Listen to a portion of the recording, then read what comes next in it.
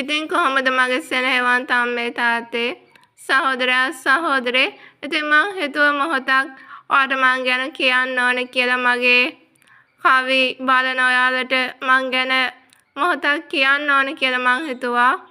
මගේ නම ජේ සසිනි හංසිකා මං දුෂ්කර ගම් ප්‍රදේශයක ඉපදලා හැදුණු වැඩුණු කෙනෙක්. මට දැන් අවුරුදු 24ක් වෙනවා. මං උපතින්ම ආබාධිත කෙනෙක්. මං කවදාවත් මේ පොළවේ තනියම අඩිය තියලා ඇවිදලා නැහැ.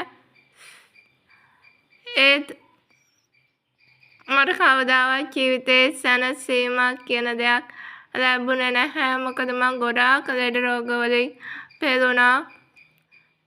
මට රැට හරියට නිින්දක් තිබ්බේ නැහැ. මං ඇඳට වෙලා හුස්ම ඇදපු කෙනෙක්. මං අද මෙහෙම සුවෙන් ඉන්නේ. මට දවසක් මගේ ගැලුම්කාරයා හම්බ වුණා. ඉතින් මං ජීවිතේ හැමදාම සැනසුම මං හෙව්වා මේ සැනසීම තියෙන කවුරු ළඟද කියලා. ඉතින් මට හරිය හම්බ විදියට මගේ ජේසුස් වහන්සේව හම්බ වුණා. මගේ දෙවියන් වහන්සේ මම දහසක් අතරින් තෝරගත්තා. ඉතින් මං 2025 ජනවාරි වල ගැලවීමට ආවා. අදට මං ගැලවීමට ආවෙත් අවුරුද්දකුත් මාස 3ක් වගේ කෙටි කාලයක් තුළ දෙවියන් වහන්සේ මටත් මගේ පවුලටත් බොහෝ ආශිර්වාද කරා. අද මම මෙහෙම සුවෙන් කතා කරන්නේ මගේ ජේසුස් වහන්සේ නිසා. ඉතින් මේ මැරිලා තිබුණ මගේ ආත්මය දෙවියන් වහන්සේ සුව කරා. ඉතින් මේ වීඩියෝ එක බලන ඔයාලා හැමෝටම මං කියන්න කැමතියි. දෙවියන් වහන්සේ කියන්නේ ආගමක් නෙවෙයි. ජේසුස් වහන්සේ කියන්නේ අසීමිත වූ ප්‍රේමයක්. ඒ ප්‍රේමයේ වචන වලින් ඔයාලට මට විස්තර කරන්න බෑ. මගේ සෙනෙහවන්ත අම්මේ තාත්තේ අද මගේ ඒ ආත්මෙට පණ දුන්නේ ජීවිතයක් දුන්නේ මගේ දෙවියන් වහන්සේ.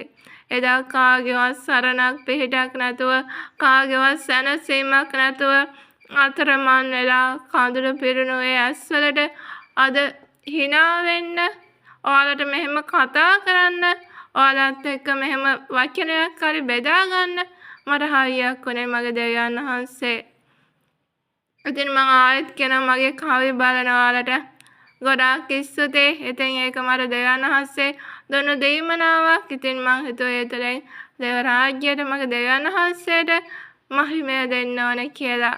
ඉතින් මං පුංචි කවි වදනකින් මේ වීඩියෝ එක නිම කරනවා. ඉතින් ඔයාලා මේ වීඩියෝ එකේ කොළ ටිකවත් මගේ ලස්සන ගැනවත් හිතන්න එපා. මොකද දෙවියන් වහන්සේ මගේ ආත්මය සුව කරා.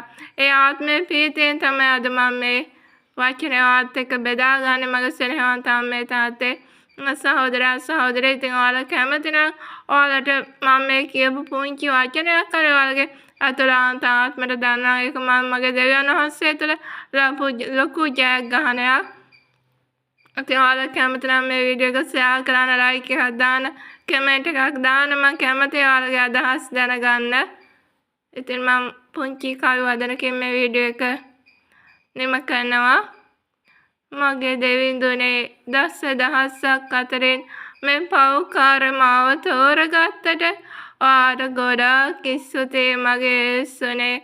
ඔයයි මගේ මැවුම්කාරයා. ඔයා නැවතෙනතුරු ඒ දෙවෙනි පැමිණීමේදී ඔයාගේ සදාකාලික ජීවනයට යන්න මම බලාගෙන ඉන්නවා මගේ යේසු තාත්තේ.